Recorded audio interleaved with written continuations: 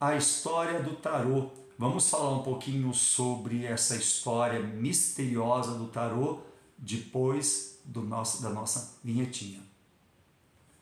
Quando o tarô surgiu, ninguém tem certeza, existem muitas teorias. Há quem diga que o tarô surgiu no Egito Antigo e há quem diga que o tarô foi uma invenção do povo cigano. Né? Para quem não sabe, o povo cigano, e se a gente for buscar na sua genealogia, ele é um povo do Extremo Oriente, lá da região da Índia, lá das vizinhanças ali da Índia e da própria Índia, um povo nômade e que se espalhou pela terra e que tem toda uma cultura, né, esotérica, mística bastante intensa.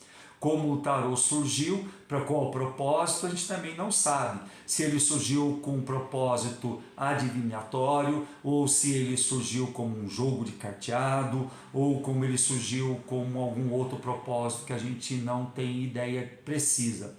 O que a gente sabe é que em determinados momentos o tarô ele foi assim bastante popular e ganhou bastante visibilidade. Em determinados momentos ele chegou a ser moda em determinados estratos sociais. Né? Um desses episódios foi no século XIV, na Itália, quando o tarô passou a ser bastante difundido na nobreza e ele era muitas vezes trabalhado, né, com detalhes em ouro, só lembrando que a Itália nessa época ainda nem existiam, eram reinos, diversos reinos que hoje se juntaram e formaram aquilo que a gente conhece como sendo a Itália.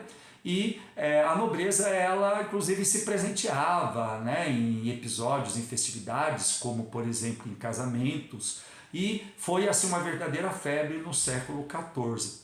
Então o tarô passou por diversas transformações e existem várias versões. O que a gente sabe é que quando ele chega na França, aí num determinado já o tempo assim avançado bastante, e a gente vai ter o tarô de Marselha. Né? Eu vou mostrar para vocês aqui algumas versões de tarô que eu tenho aqui à disposição. Aqui ó, é o tarô de Marselha, né? Ele tem as ilustrações assim bastante simples, tá?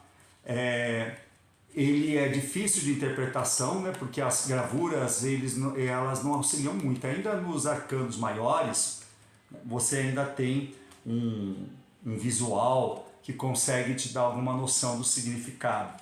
Mas quando você pega os arcanos menores, o que você tem é isso aqui, né? Então ele é um tarô bastante difícil de jogar, mas ele é assim bastante tradicional, tá? Então esse é o tarô de Marselha, desenvolvido na França, ali é um tarô assim bastante antigo, tá? Dentro desse contexto que eu falei para vocês.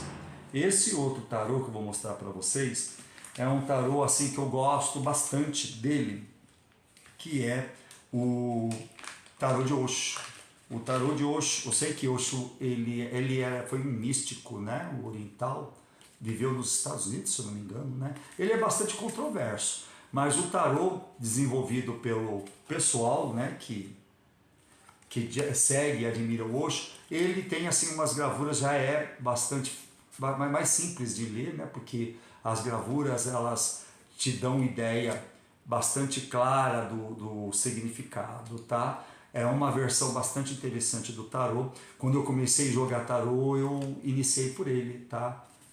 Só depois que eu passei por Marselha, e agora eu vou passar para vocês esse outro tarô que é o de Waite, né? Do tarô de Waite. Esse tarô aqui, ele é bastante admirável na sua beleza. Eu acho ele assim muito, muito lindo. Aliás, de repente a pessoa pode até falar assim, eu não acredito em tarô, eu não gosto de tarô, mas existem verdadeiras obras-primas, né? E o tarô de Waite é um caso desses.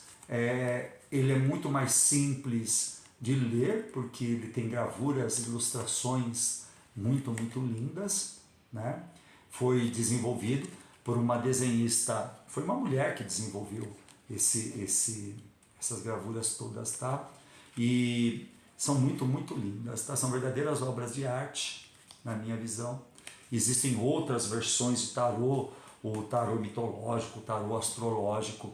Na verdade, o tarô, conforme ele foi sendo desenvolvido ao longo dos séculos, e esse é um dos grandes problemas dele, porque ele não surgiu pronto, né? O que a gente entende é que ele surgiu em determinado momento, impreciso da história, com um propósito que a gente não sabe. A gente entende o tarô como ser uma forma de ampliação da consciência.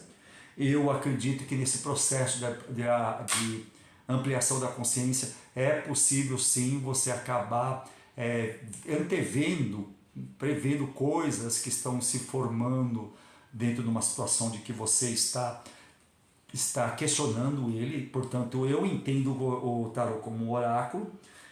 Eu já tive experiências assim maravilhosas com o tarô, e o tarô ele é assim bastante eficiente.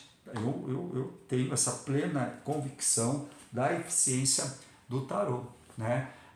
Eu já tive N situações que para mim foram bastante impressionantes, e foram sendo agregados elementos astrológicos, de numerologia dentro da questão do tarô, e foram incorporados e foram sendo organizados ao longo dos séculos.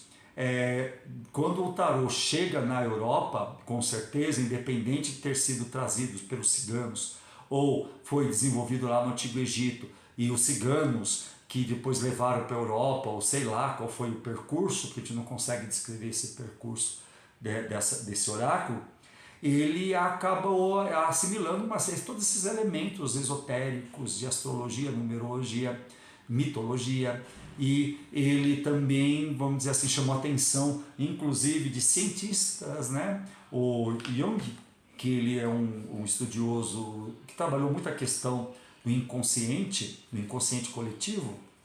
Ele trabalhou muito as questões dos arquétipos, e os arquétipos que estão presentes nos arcanos do tarô chamou muita atenção do Jung. E o Jung entende que os arquétipos estão ali presentes nesses arcanos de um modo muito, muito significativo. Então, antes de mais nada, independente da forma como você entende sua visão de universo e seu racionalismo, o tarô, no mínimo, é entendido como pequenas obras de arte, né? Pequenas obras de arte. E não estou exagerando não, né? Você tem toda a questão imagética, assim, simplesmente maravilhosa nas diversas versões de tarô. Tudo bem, gente? Espero que eu tenha trazido informações importantes para quem é estudioso da área, e deixo aqui um grande abraço e até mais, tá? E se você gostou desse vídeo, deixa um like, inscreva-se no nosso canal e dê uma forcinha, beleza? Fui!